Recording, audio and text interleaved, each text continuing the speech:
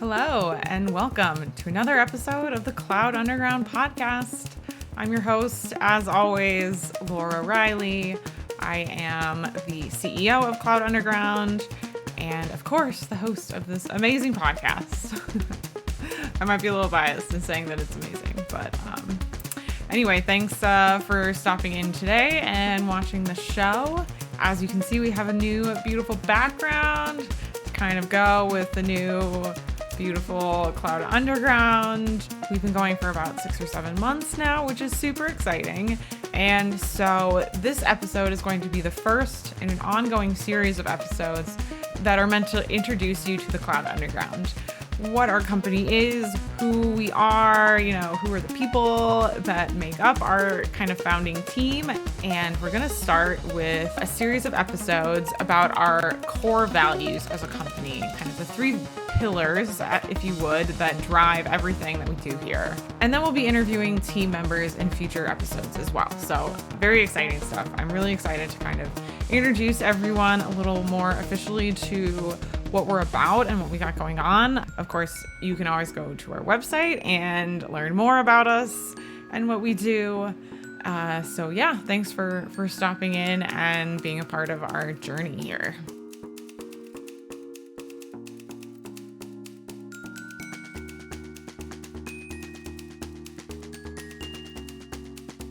But first, as always, we're going to start with some news stories. In our ongoing series about the shifting direction of the job market, I read a really interesting Wired article in the past week or so about how this term, the Great Resignation, really kind of misses the point of what's actually going on in the world right now. Of course, there are links to that article in the description. For a brief bit of history, the term the Great Resignation was coined in May by a professor named Anthony Koltz in an interview with Bloomberg about this upcoming spike in job turnover. And then, of course, it happened, and people began looking for ways to explain this phenomenon because we like to have words and names for things, of course. It's just how we shape our reality, so of course that makes sense. And it just so happened that the Great Resignation was the term that really took hold. So a quote from this article, which, like I said, linked in the description, encapsulates this idea. We are in a moment of pervasive change across American life, and in turn, there are many new things we must now put into words. One of those has been a radical shift in Americans' relationship with work. Spanning industries and income levels, people are, as Klotz predicted, leaving their jobs in unprecedented numbers. They are changing employers, downshifting on the career ladder, or taking time away from the workforce altogether. With new clarity and savings from the COVID era, some workers have stepped back from precarious frontline jobs made brutally hard in the pandemic. Others report foregoing opportunities for money or status in exchange for greater flexibility and self-determination. So of course, there's this big flux happening, and we need something to frame this, what we're talking about. And it's also, of course, this whole idea of the Great Resignation is pulling from our past experiences, which doesn't always come with positive connotation when it comes to American thought about our history. The first being the Great War, which was a popular term for World War I. Then the Great Depression, which we're all familiar with, was like the big economic decline in the late 20s and throughout the 30s in the US. And then the Great Recession, which hit all of, my generation as we were entering and coming out of college, with the housing bubble bursting and the economy kind of going into a protracted state. And of course, that is more recent memory because that wasn't even all that long ago. So it frames this moment, this idea of the Great Resignation as a crisis, because all of these other things that have come before were kind of moments of crisis in American history. But really, is this whole Great Resignation a crisis? I mean, going back to that quote, it's really people are looking for greater flexibility and their own self-determination. So if anything, I think that kind of encapsulates more of like the concept of like the American dream of like, or maybe like a new American dream where it's more about like, okay, I don't really care as much about how much money I make as long as I'm happy and I'm fulfilled and I like my job and I can, make ends meet. Of course, that's part of the Maslow's hierarchy, is having certain things such as shelter, which are obviously very important. So being able to like make enough money to earn a living is part of that. But it's more how Americans are like shifting what they value after the crisis that we went through in 2020. So of course it's a symptom of something that's much greater and much more beautiful and nuanced. This whole like resignation thing. It's so much bigger than that. It also ignores, why are people leaving their jobs? That's because of stress and burnout. These concepts have been part of what it means to be a professional for so many years, but it's like no longer. We don't operate as well when we're burnt out and when we're super stressed and when we're trying to do too many things. We all want a good work-life balance. We want to work to live, not live to work. And of course, now we have more remote work opportunities. That's really exciting for a lot of people who'd rather be in their homes with their families or who have medical conditions that make it harder to go out into the world. Remote work really opens up the world for a lot of people because you can sit in your house and talk to somebody on the other side of the world.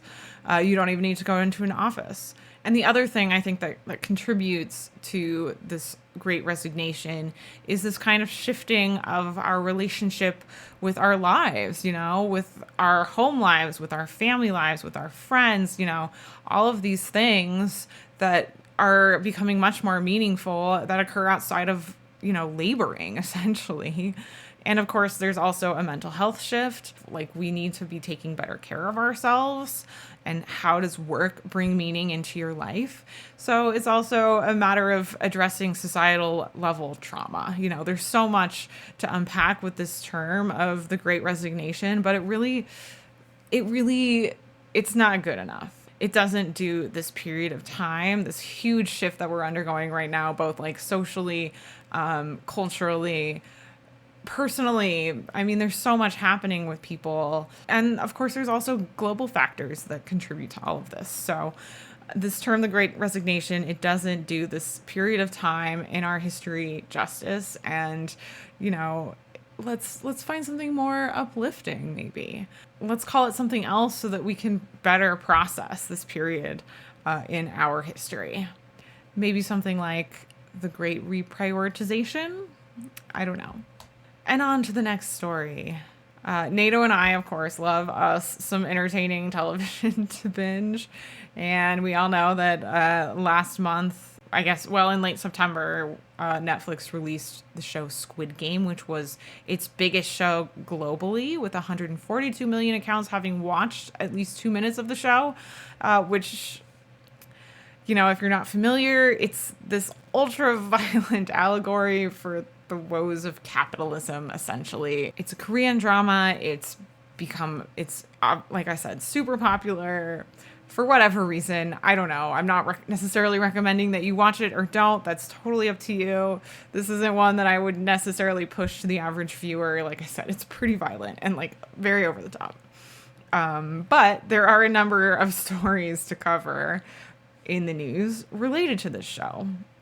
From the cybersecurity angle, there have been a lot of scams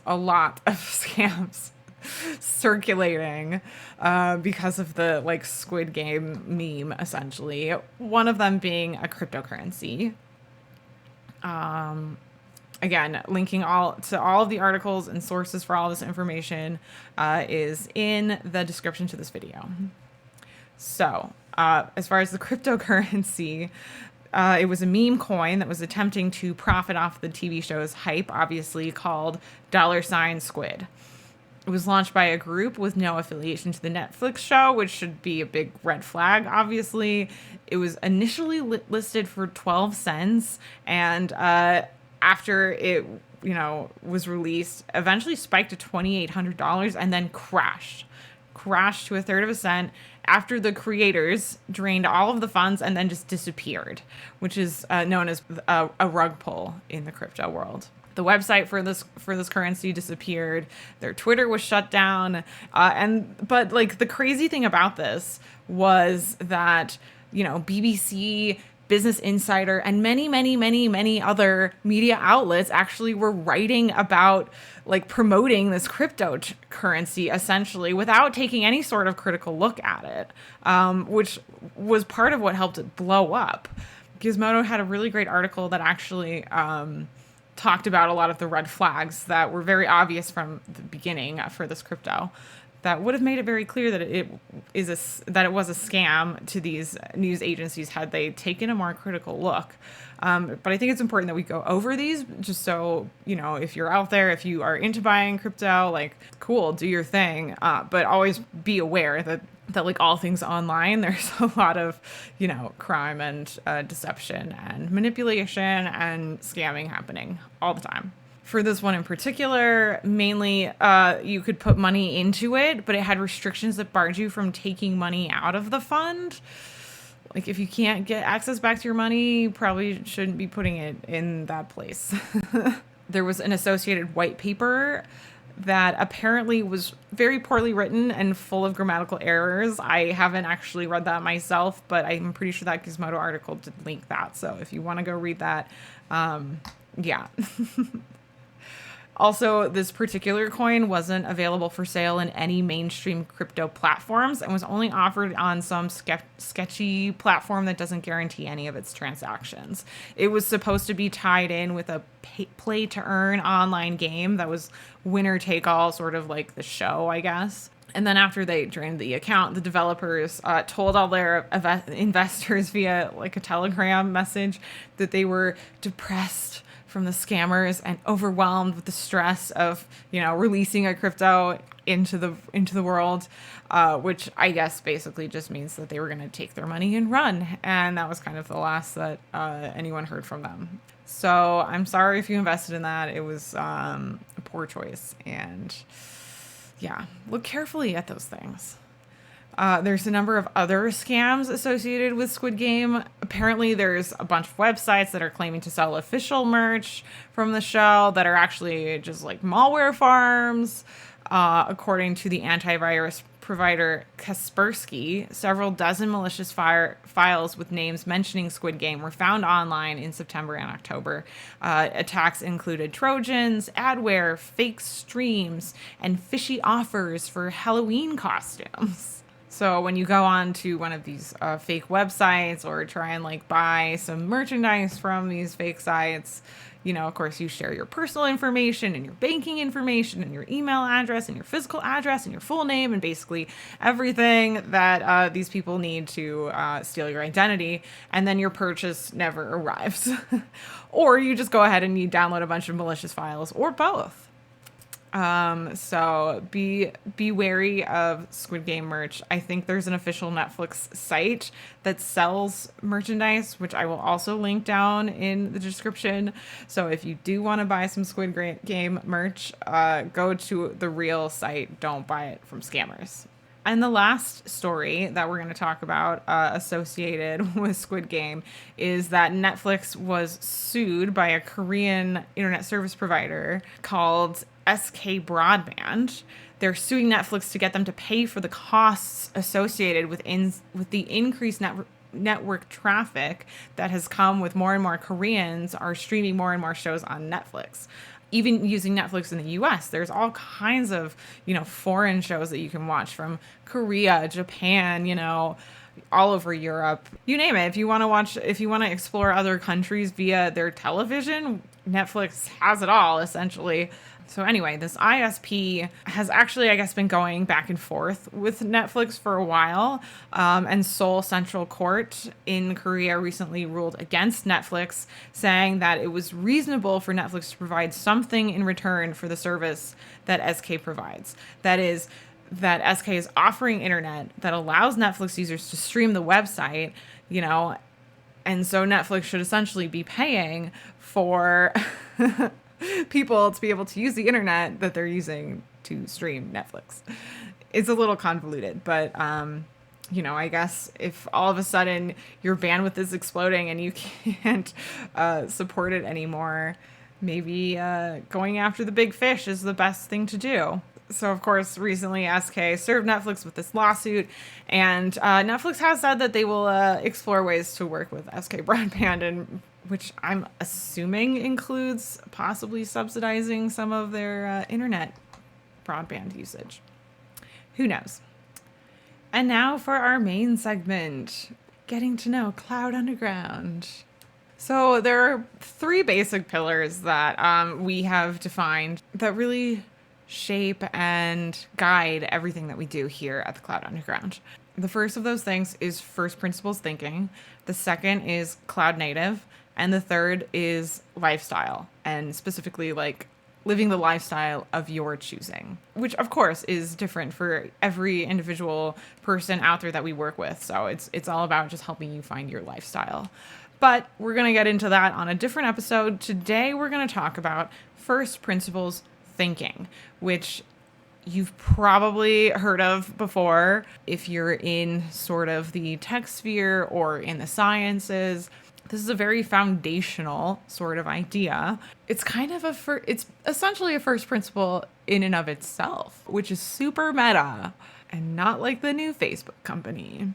Anyway, you'll notice in the links that I did actually link the Wikipedia article because when I started doing research about this concept, I realized that a lot of people who blog about this topic just steal all of their information from the Wikipedia page anyway. So instead of linking some of those people, I instead just linked to the real source, which was the Wikipedia, which of course you can deep dive into their sources if you want to go even deeper. So I want to start introducing this concept with this quote from Richard Feynman, which I really want to kind of stick in people's heads. If you don't already know, Feynman was a theoretical physicist who worked on the Manhattan Project. He was one of the most creative and influential thinkers of his generation and even, the 20th century. An amazing mathematician, brilliant mind. He said, "I don't know what's the matter with people. They don't learn by understanding. They learn by some other way, by rote or something. Their knowledge is so fragile." So how does this relate to first principles? First principles is breaking down complicated problems into their most basic elements so that you can then rebuild them from the ground up. And relating back to that Richard Feynman quote, Feynman being one of those people who definitely employed this concept to a T, this is how you think for yourself. When you can break things down into ways that you understand them into their most basic forms, and then build them back up in a way that makes sense to you, that's how you breed innovation. That's how you create new inventions. That's how you think for yourself. Who else used this other than, of course, Richard Feynman? Thomas Edison. Elon Musk has become kind of the new meme around first principles, and we'll talk about him a little later. And Aristotle. Aristotle's philosophy was the search for the first basis from which a thing is known, aka first principles. I'll say that again. Aristotle's philosophy was the search for the first basis from which a thing is known. According to Aristotle, we all start with our own beliefs and biases and what we know, and from there we must work backwards to get to the core foundation of the truth that knowledge is built in. This process of taking an idea and then working backwards allows us to uncover first principles. Another philosopher who really embraced this was Rene Descartes. He followed a similar systematic process known as Cartesian doubt, where he would simply doubt everything until all that was left were indubitable truths. Here's a quote from Descartes. "We must commence with the investigation of those first causes which are called principles. Now, these principles must possess 2 conditions. In the first place, they must be so clear and evident that the human mind, when it attentively considers them, cannot doubt their truth." Truth, with a capital T. With Cartesian doubt, if there's more things you can doubt, then you can break it down more. Like Aristotle said, if you can keep going backwards with your thought process, then you haven't reached a first principle yet. And then once you get to the end of the chain, of course, when you know the basic things, you can then understand, you can then begin to build knowledge of the things that depend on these basic concepts, rules, whatever you want to call them. This is not just employed by scientists and philosophers, but really all great thinkers use first principles thinking because it removes the bias of your own views and the assumptions and conventions that muddy your understanding of something. Most of us fall into the trap of doing what everyone else does because we're ruled by convention, by the people who told us that certain tasks must be done in a certain way and specific problems only have one right answer and one correct way to arrive at that answer. Like I said before, Elon Musk has popularized this concept in recent years, though we've already established that it has been around for much, much longer. Musk breaks people down into sort of two groups. Those who reason by analogy, which is essentially relating concepts to other ideas to provide context to make it fit into your understanding of the world, which Aristotle kind of warned us against this, that we need to get to the core basic of things, not, relate things to other things to understand. Understanding should come from the first principle, which Musk would agree with. That would be the second group of thinkers, those who reason by first principles. And in reality, everyone falls onto the spectrum of either first principle thinking, analogy thinking, or like somewhere in the middle, a little bit of both. So let's think of this in analogous thinking in terms of the chef and the cook. The cook is lost without the recipe on this end of the spectrum. He needs the recipe every single time, cannot make a meal without the specific instructions, without knowing exactly what the measurement is, how long to cook it for, what temperature, all of these things. The chef, on the other hand, doesn't even need a recipe, doesn't need even a concept. We're making bread today? Nope. We're making something else. We are getting super creative and coming up with new inventive things that we can put in our mouths, essentially.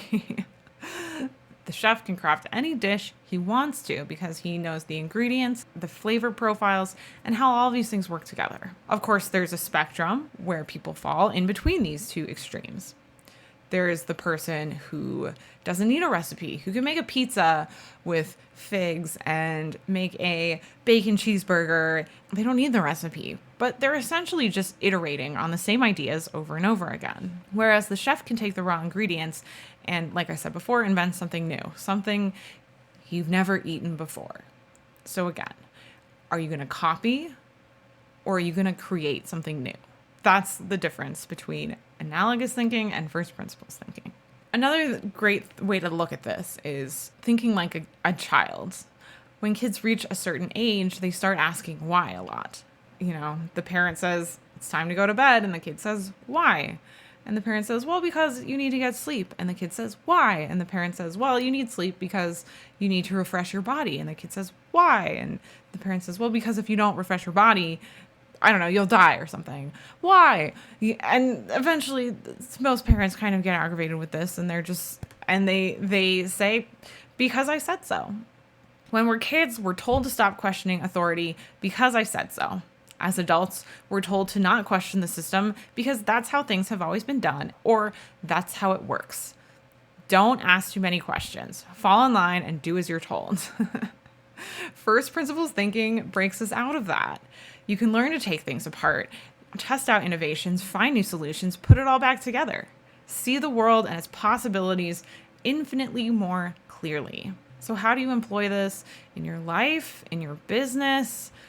Well, of course, if you work in a corporate environment, this is something you have to kind of be wary of. If you do ask why too much, some people don't like that. You might rub people the wrong way. If you work in the right sort of environment, though, people will like you questioning the system and questioning, the way things work, especially if you're trying to save a company money or find new solutions or provide a better path forward.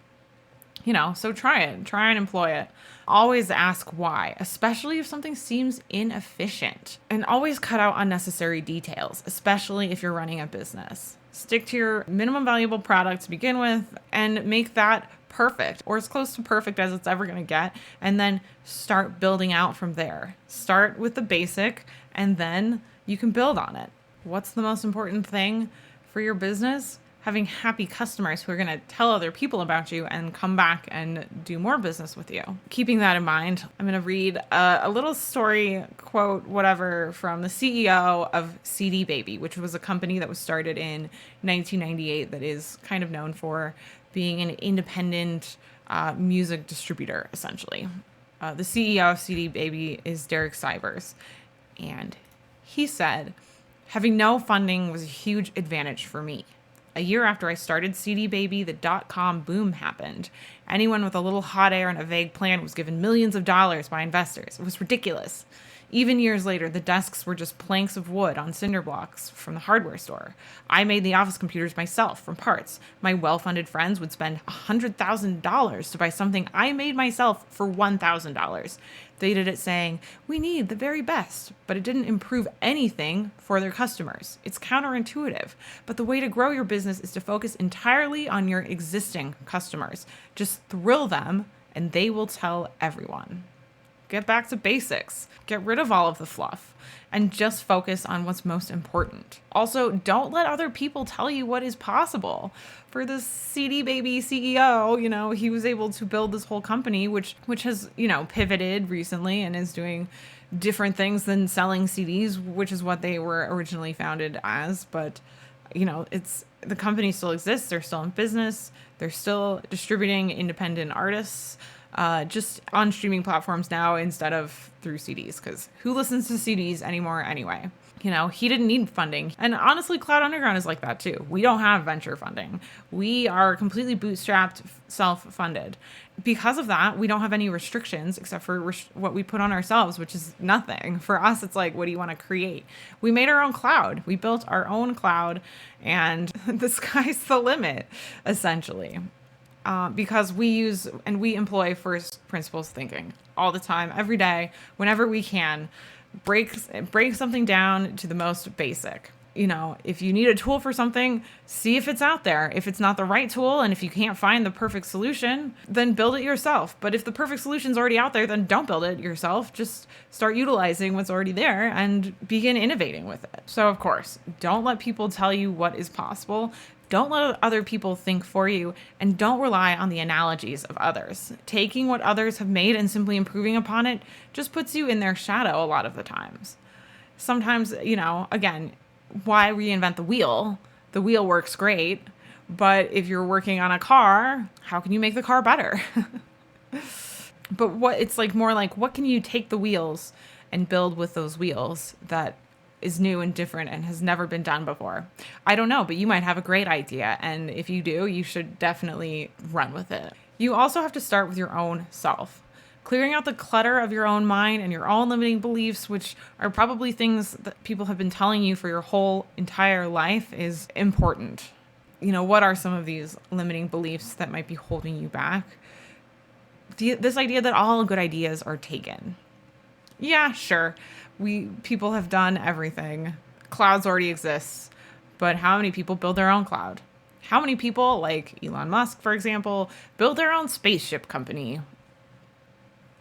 You can do it cheaper, better, faster, and probably more reliably for yourself in a lot of cases, if you can employ those first principles concepts to figure out if it is more efficient to do it for yourself. There's also this idea that you need to be the first. Nope, you don't need to be the first. You just need to be better than everyone else, or different, or have something that makes you stand apart, makes you unique, makes you exciting. There's also this idea that, it's never been done before, so it's probably impossible. No, if it's never been done before, that just means nobody else has thought about it yet. Or maybe somebody's thought about it, but they never actually executed. So go out and be the first one to execute your idea. You'll be more than glad you did, trust me. So basically, breaking it down, first principles lets you step outside of history and convention and think for yourself. We are all inherently creative, but it's conditioned out of a lot of us. And we begin to think that we'll always be trapped in a system. That's not true. You can break out. As Elon Musk said, I think most people can learn a lot more than they think they can. They sell themselves short without trying. One bit of advice: it is important to view knowledge as sort of a semantic tree. Make sure you understand the fundamental principles, i.e., the trunk and big branches, before you get into the leaves, or there's nothing for them to hang on to. So again, build yourself a strong foundation, good roots, and then you can start thinking about the tiny details. So that's my take on first principles and what I've learned in my research. So let's jump over and ask NATO as Code what he thinks about first principles.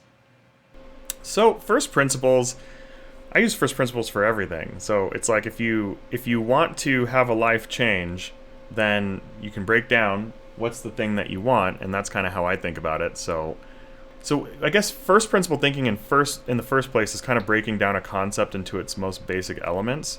And so most goals, like if you're talking about a career, almost any career is like impossible. So I'll use career as an example of how I use first principles. It's like if you're building a career, if you want it to work out, you want to think about what you're trying to do, where you want to be, what types of skills you want to build, and it's a long-term goal.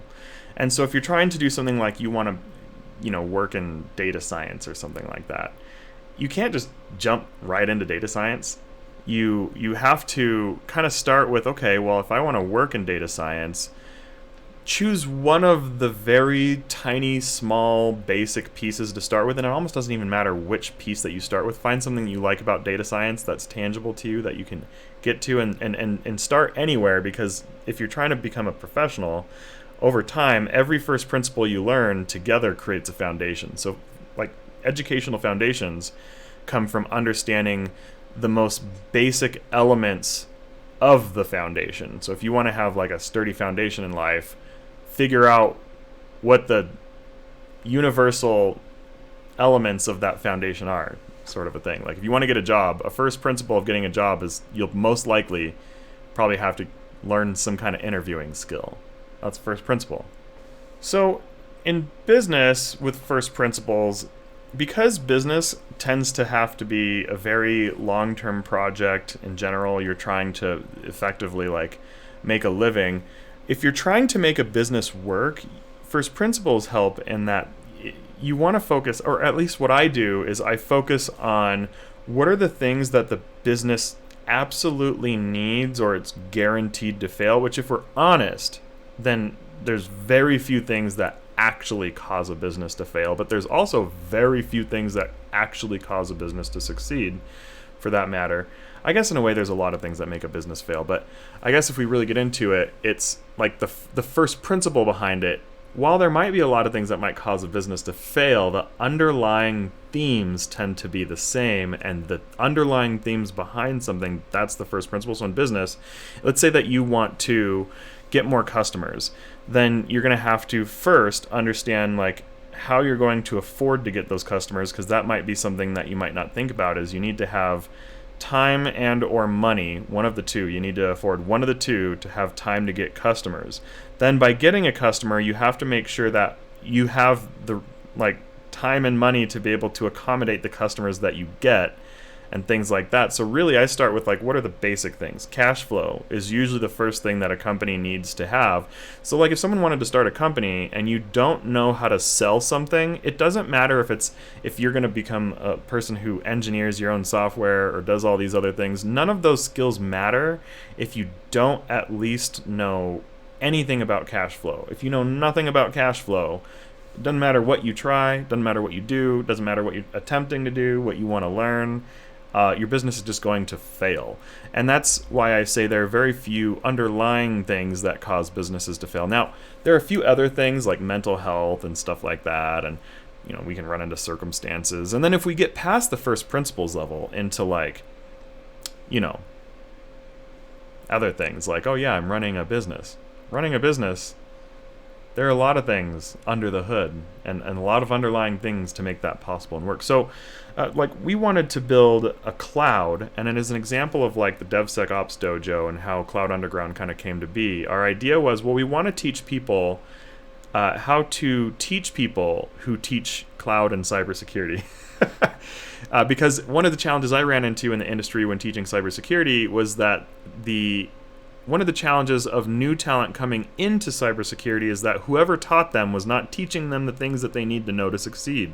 And then I came to find that those teaching the people trying to get into cybersecurity don't even know the things that they should be teaching in a lot of situations and circumstances, oftentimes because maybe, it's a new industry. Cybersecurity has only existed as long as the internet. It's basically like a 21-year-old. That's the cybersecurity industry. Think about it that way. That's a first principle too, because if you don't have time for an industry to exist, like the finance industry, that's existed for thousands of years because there's no getting around it. But if we're getting into things like cybersecurity, there was no internet. And so when people are trying to teach cybersecurity, I was like, okay, well, let's figure out how to help the practitioners who help the world.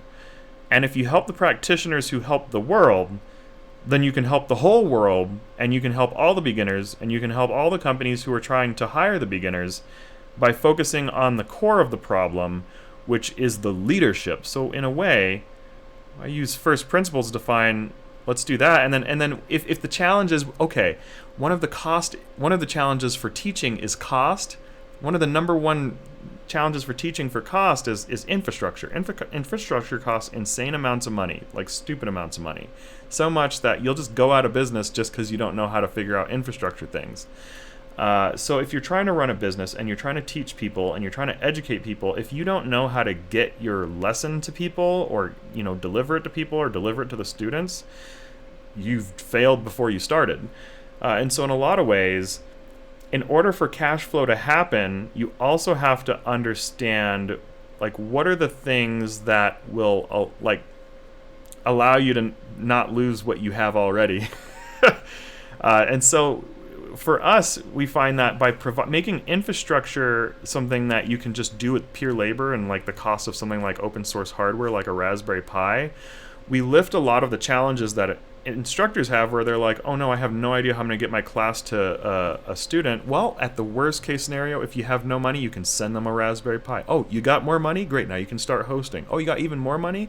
Maybe you can start getting GitOps. And you're venture backed? Well, then maybe we can spend money on you using Azure and AWS and all that good stuff. But the reality is that infrastructure is a core reason why a lot of things just can't work out in the tech sphere, whether it's cybersecurity, data science education, AI education. It doesn't really matter what it is, but the cost of infrastructure is also a barrier to learning and a barrier to education. So I use first principles to solve some of these larger problems where things like if the problem with talent, maybe the problem with talent is well, there's a talent gap. We can go train people.